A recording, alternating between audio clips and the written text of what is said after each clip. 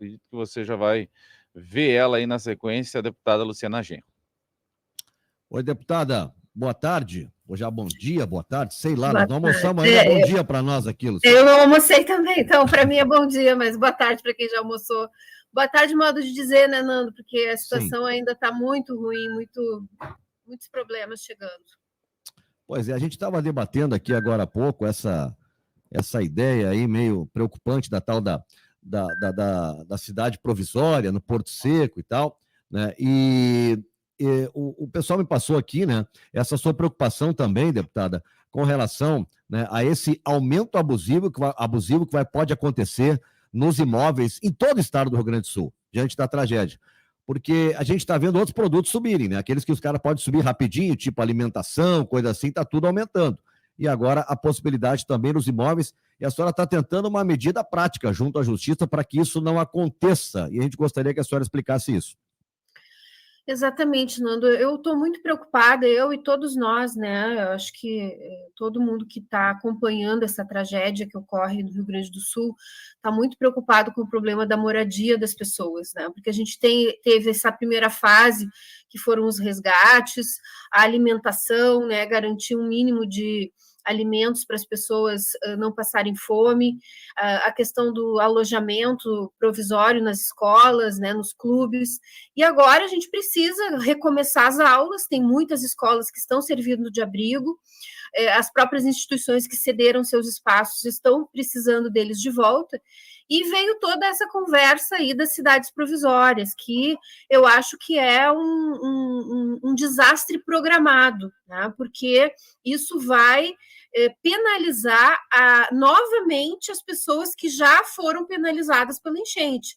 Porque seja no Porto Seco ou seja na Arena do Grêmio, esse modelo de cidade provisória, sem nenhuma diferenciação no tipo de pessoa que vai acessar esse lugar, veja só, por exemplo, uma pessoa com deficiência, uma família que tem criança autista, ou mesmo uma família que tem várias crianças. Esse tipo de lugar, ele é, em geral, muito insalubre e muito desagradável para a maioria das pessoas, ainda mais em situações tão dramáticas como a que a gente está vivendo. Então, eu tenho essa preocupação dos aluguéis, porque eu acho que quem tiver um mínimo de condição vai ir procurar, e isso vai fazer o preço subir, porque, lamentavelmente, o capitalismo é assim, né? Lei da oferta e da procura, o mercado é isso, né? Quando tem mais demanda, o preço sobe, por isso aumentaram abusivamente o preço da água, quando faltou água, aumentaram abusivamente o preço de determinados gêneros alimentícios, o álcool gel na época da Covid. Então, esse é o sistema que a gente vive, mas existem regulações, né? E é preciso buscar que essas regulações funcionem. Então, a gente acionou o Ministério Público Federal, o Ministério Público Estadual, para que ele exerça essa função de fiscalização e de multa para quem está aumentando os preços abusivamente. E, além disso, nós estamos apresentando também aqui para a Prefeitura de Porto Alegre, especialmente, mas eu acho que isso também precisa ser estudado em outros municípios, a possibilidade de se utilizar a rede hoteleira para abrigar pelo menos uma parte dessas famílias, né? Aqui em Porto Alegre, por exemplo, nós temos 10 mil vagas em hotéis. Isso poderia, pelo menos, abrigar famílias com crianças, famílias com pessoas com deficiência, famílias com pessoas idosas que necessitam cuidados de saúde mais especiais, e com certeza seria um abrigamento muito mais digno do que esse modelo das cidades provisórias. Então, essa também é uma questão que o vereador Roberto Robaina, aqui de Porto Alegre, postulou para o prefeito Sebastião Melo, e a gente também está estendendo aí essa discussão para o resto do estado nas cidades atingidas. Perfeito. Como é que a senhora vê essa solução apresentada de cidade provisória e uma possibilidade seria o Porto Seco? Eu acho um desastre, Nando, eu acho um desastre. Eu estava escutando aqui a conversa tua com Renan.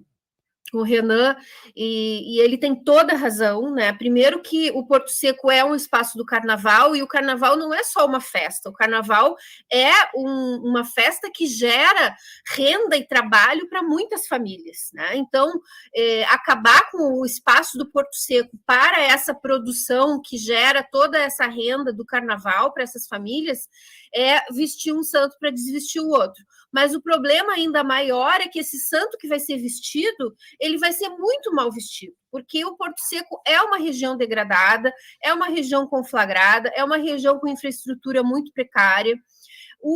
A Arena do Grêmio, a localização, sem dúvida, é muito melhor, mas que condições está aquele lugar ali que está abandonado há tanto tempo? Né? Seria viável? Aquilo ali virou um monte de entulho, um monte de lixo, deve ter animais, deve ter ratos, deve ter tudo que é coisa insalubre, deve estar concentrada ali em tantos anos de abandono. Então, essa ideia de utilizar a rede hoteleira, ela é cara, sim, o município teria que pagar, mas ele poderia pagar um valor menor do que normalmente é cobrado nas diárias, e os hotéis também fazerem essa cedência solidária, né? Ganhando, mas também não abusando do preço, para a gente dar uma dignidade, especialmente para essas pessoas idosas, crianças, autistas, pessoas com deficiência, enfim, que necessitam de cuidados mais especiais. Na questão da apuração, tá? Aconteceu tudo isso, eu imagino que a sociedade queira saber se isso poderia ser evitado, né? Não a quantidade de chuva, mas a consequência das chuvas, se ela poderia ter sido evitada.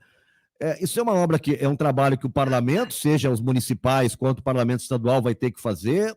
O Ministério Público também vai entrar ele em ação ou precisa ser acionado por alguém o Ministério Público, deputado?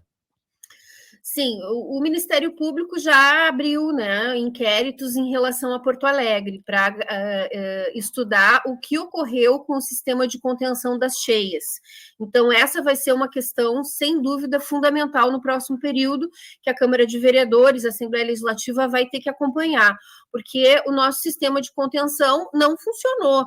Então, é preciso avaliar se houve uma manutenção correta, o prefeito vem dizendo que sim, outros segmentos aí de especialistas na área dizem que não foi feita a manutenção, inclusive agora o próprio prefeito reconheceu que vai ter que trocar as comportas, né, porque elas não estavam com uma manutenção adequada. O problema das bombas, né, por que essas bombas ainda estavam em nível tão baixo, né, onde a cheia podia atingi-las e, portanto, impedi-las de funcionar.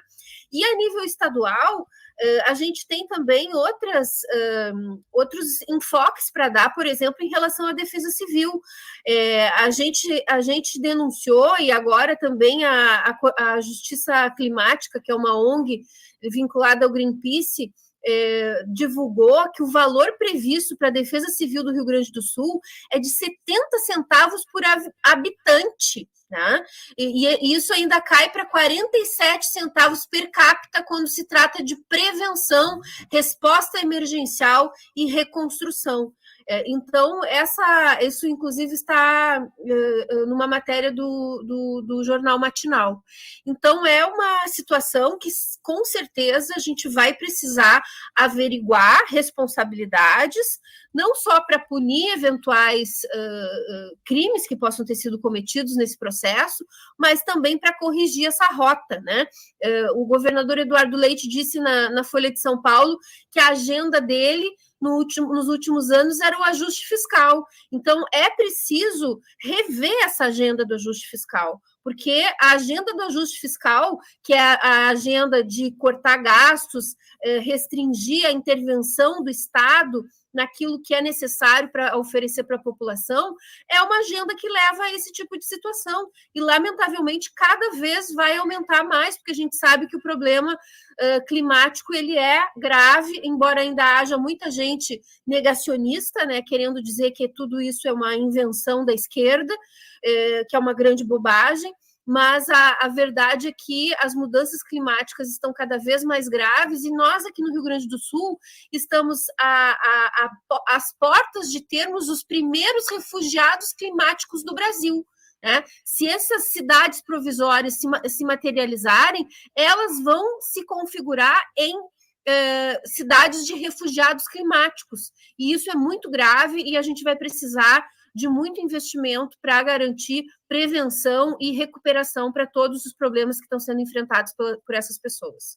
O que me chamou a atenção e até achei bem preocupante nessa entrevista do governador para a Folha, deputada, é que o governador admite que recebeu diversos alertas sobre a possibilidade de acontecer o que está acontecendo agora. Claro que talvez não tenham dito para ele a dimensão, mas deram os alertas de que a possibilidade de uma tragédia, uma catástrofe climática era muito grande. Mas ele disse assim, ó, até eu vou botar entre aspas, a gente entra aqui no governo e o Estado estava sem conseguir pagar salários, hospitais e municípios. O que se impunha era o restabelecimento da capacidade fiscal.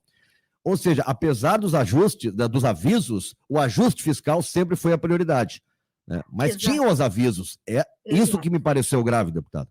Exato. E o ajuste fiscal foi a agenda de praticamente todos os governos anteriores ao Eduardo Leite. O próprio vice do Eduardo Leite, que é o deputado Gabriel, é do MDB, que era do governo Sartori, né? Então, a Ieda, o Sartori, com um pequeno interregno do Tarso, que não teve uma agenda tão focada em ajuste fiscal, mas tanto a Ieda como o Sartori e o Leite foram agendas de ajuste fiscal, agendas de contenção de gastos. Bem, o Estado estava em dificuldades financeiras, ok, mas então o governador tinha a obrigação de mobilizar os entes políticos, né, para justamente rever essa lógica de ajuste fiscal e de buscar investimentos federais, investimentos internacionais, investimentos de toda a ordem para garantir a segurança da população. Então,